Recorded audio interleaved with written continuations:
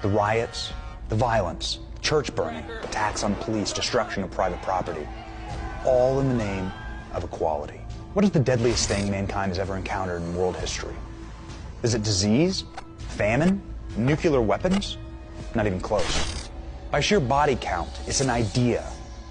This is the story of the deadliest virus in the world: communism.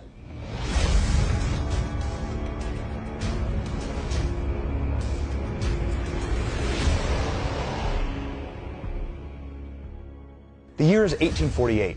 Europe is burning. Political upheaval leads to mass violent riots in over 50 countries. Buildings burn, shops are looted, and national militias are called in to quell the mob. Sound familiar? This year, an obscure socialist named Karl Marx publishes the Communist Manifesto. The Communist Manifesto outlines how to destroy capitalism and usher in communism through the means of socialism. To accomplish this goal, the manifesto pits two groups against each other based on their identity: bourgeois versus proletariat, essentially business owners versus the workers of that business. See, identity hatred is the key component that makes communism work. The history of all hitherto existing society is the history of class struggles, Marx writes. Today, we would call this identity politics. The principle is the same. Define people by their groups and pit them against each other with a perceived injustice, and then violence. Marx embraces violence. He calls for the forcible overthrow of all existing social conditions, and for the common ruin of the classes. What we are left with after this violent class warfare is a communist state. Marx spells out plainly what this looks like. Complete state ownership of your life. No private property. High taxes, government control of communications and media, government jobs for workers, government income for all workers, mandatory government education, and government that supersedes the church in power. These are the programs that the left is pushing today, nearly 200 years after the writing of the Communist Manifesto. And they're using identity politics and, yes, violence to do it. Remember, this is about power and control. In 1917, Marx's ideas got their big shot. Vladimir Lenin was a Russian Marxist living in exile in Switzerland during World War I. Lenin believed wholeheartedly in communism and saw the Russian political upheaval during the war as his shot to create a communist state. Shockingly, when Lenin asked the German military for passage to Russia in the midst of a war between the two countries, Germany enthusiastically said yes. The Germans treated Lenin and his communism as a deadly weapon to be used against their Russian enemy, a virus to infect the opponent and cripple them. The Germans agreed to transport Lenin across the front lines into Russia, but only via a sealed train, so Lenin and his virus could not break out into Germany. Unleashing the deadly weapon of communism on the Russian people was a horrifically effective tactic. As soon as Lenin arrived in Russia, he began to employ identity politics and social justice as a potent tool in his civil war. Lenin told his armed revolutionaries in 1918, "Comrade, hang, and I mean hang so that the people can see, not less than 100 known rich men. Do this so that for hundreds of miles around the people can see, tremble, know, and cry. They are killing and will go on killing." Lenin won using identity politics to pit groups against each other, incite violence, create anarchy, and then the virus took hold. Private property and businesses were immediately dissolved. Freedom of speech eliminated. Individual freedoms crushed. Economic collapse. Famine. Starvation. Secret police raids. Millions of Russians sent to concentration camps. More people were sent to concentration camps in communist Russia than in Nazi Germany.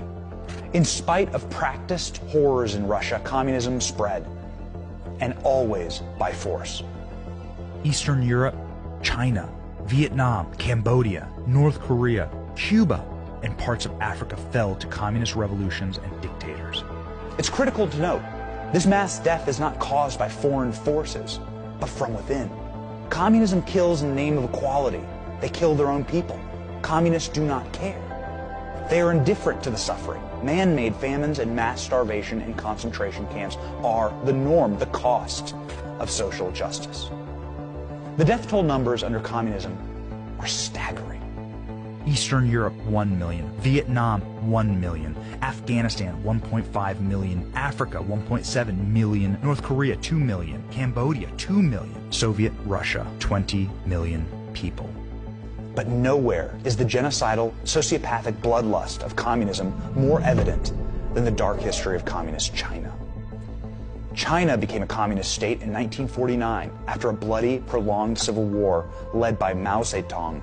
After becoming a communist dictator, Mao joked about the killing of business owners in his own country. 30 million people. We have so many people. We can afford to lose a few. Mao's attempt to industrialize China, known as the Great Leap Forward, murdered more than 45 million people in a few short years, many simply from starvation. A total of 65 million Chinese nationals were murdered under Mao's communism. Mao kept power in spite of the genocide. Communists never give up power, ever. They don't have to. The state is God and you are nothing.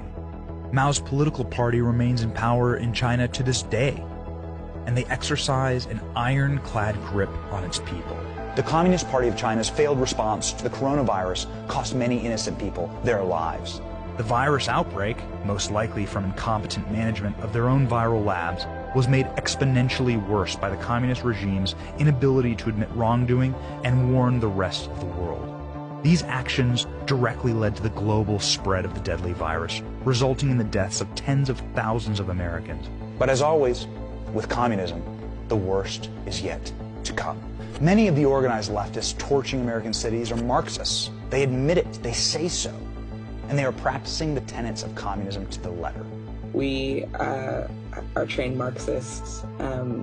We are super versed on sort of ideological theories. Use identity and class division to destroy private property in the name of justice. Demonize capitalists. Publicly persecute those who disagree with you. Incite violence and seize power and control. In 1932, Stalinist-backed communists in Germany formed a group to violently clash with police, terrorize the public, and physically assault their political enemies in the street. The name of that group? Antifasciste Aktion, Antifa. This was their symbol. Their tactics have now moved to our streets, and so have their motivations. Vladimir Lenin and Karl Marx both agreed. The goal of socialism is communism. Power and control. It is always about power and control. What is happening right now in America is not new. In fact, it's centuries old. The tactics are meant to bewilder you and make you question your institutions. They're meant to divide us and raise what we know as America to the ground. It's a revolution by the deadliest virus known to man. Communism. You can't kill an idea, but ideas can kill you. We must fight this virus to survive.